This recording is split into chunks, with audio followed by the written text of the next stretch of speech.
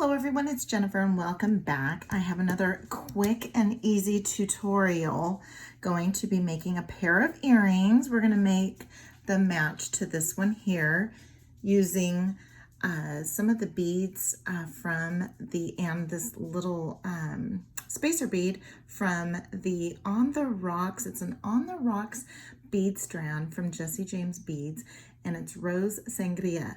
And it's a beautiful mix of stones and metals. And I have an unboxing so that you can see what the strand looks like while it's intact. And I'll go ahead and link that video to this one here. But we're gonna go ahead and make the match to this one.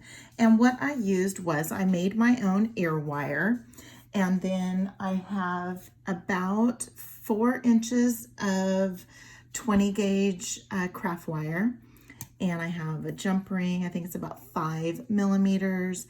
I have a flat head pin, and then I'm using one of these cylinder rectangle beads from the strand, and one of these little tiny ones. It's so cute, and this little spacer bead as well.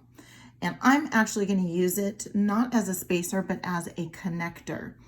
And what I did here is I do like the look of a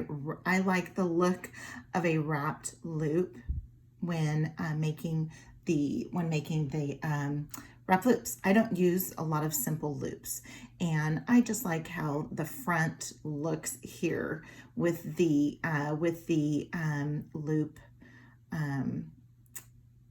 With the dangle hanging from a jump ring, and then up here I connected it directly to the link there, and then went on to do my wrap loops. So we're going to go ahead and just do this real quick. I have a pair of chain nose pliers, I have some flat nose pliers, some cutters, and round nose pliers. And we're going to go ahead and get this one done here. Again, I have my ear wire already made up and my jump ring. So all we need to do is get this all put together. So the first thing I'm going to do is take my head pin and just go ahead and string on that cylinder rectangle cube. Now these head pins are super, super strong.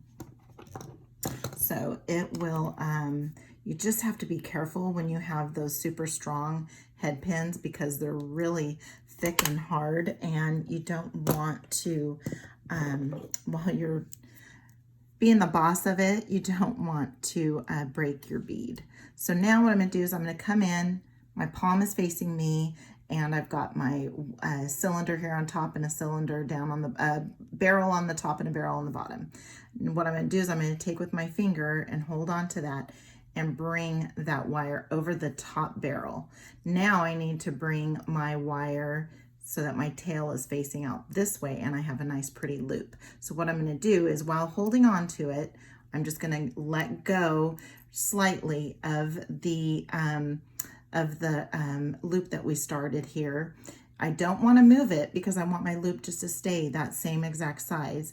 And now my palm is facing the table.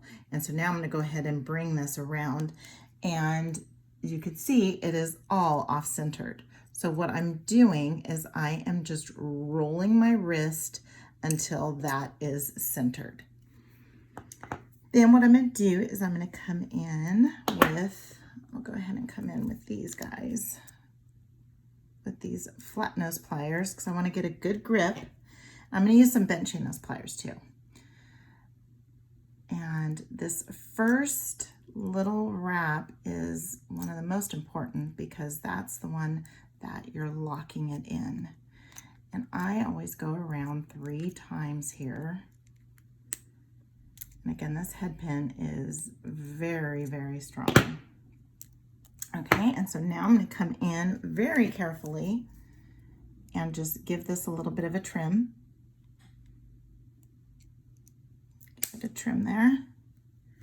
And then I am going to hold on to this loop. Sometimes what you can do is you can hold it with your fingers, but I know that this is such a thick head pin, it's very heavy, that I need to come in and I'm going to hold it down, and I'm going to just give that little tail, get that smushed down. So I'm going to get it just smushed down so that it's not sticking out.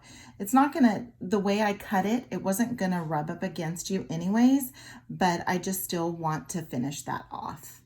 Okay, so now we have that. Let's go ahead and now get this jump ring opened up and get it connected to your spacer that we're turning into a connector. And you don't have to do this right now because you're going to be attaching, you're going to be wire wrapping another strand on here, but you can do it whenever you want. I did it this way on the other one, and I just want to, I was listening for that lock, and it just locked in there. And now we have that component. So now what we need to do is we are going to make this piece here. And I attached it directly. So I'm going to have a bigger loop here than what I used up here.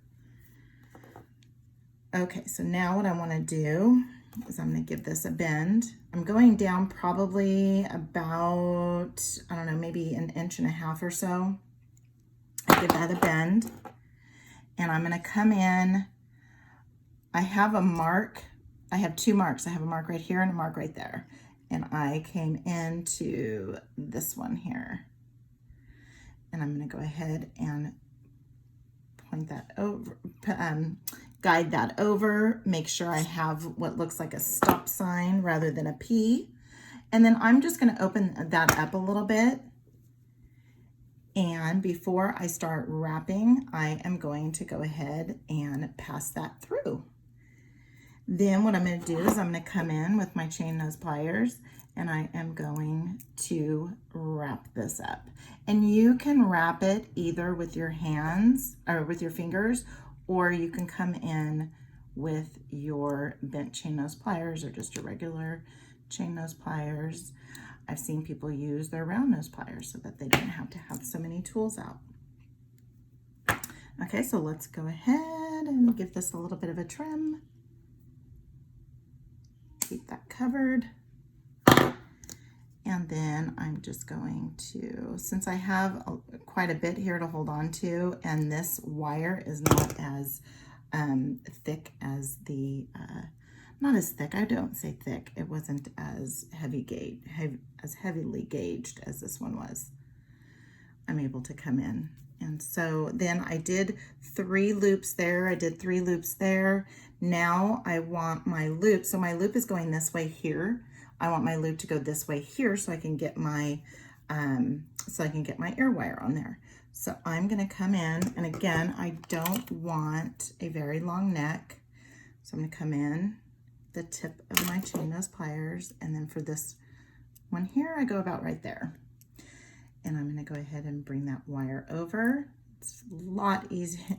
This wire is a lot, it's not as heavier gauged as the head pin was. The head pin was tough. Okay, so I'm gonna go ahead and come in, and I have a very long tail there. So I can either use my fingers, or I can come in, my fingers, yes, or I can come in with my chain nose pliers. I like using my chain nose pliers just because then I feel like I have a little bit better control over it. And I don't have very strong fingers, so I tend to use my chain nose pliers more. And let's go ahead and get that tucked in. And again, as I get pretty precise using the flush side, I get pretty precise with the cut. And so it's not sticking out that far, and it's not sticking out far enough to where it would rub up against anybody. For me, it's just cosmetics. You're not finishing off your jewelry if you're not tucking in that tail there. Let's go ahead and get this. Get that closed off. And now we have ourselves a pair of earrings.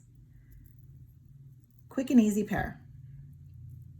if I can get them in my hands right. There is a nice, quick and easy pair of earrings.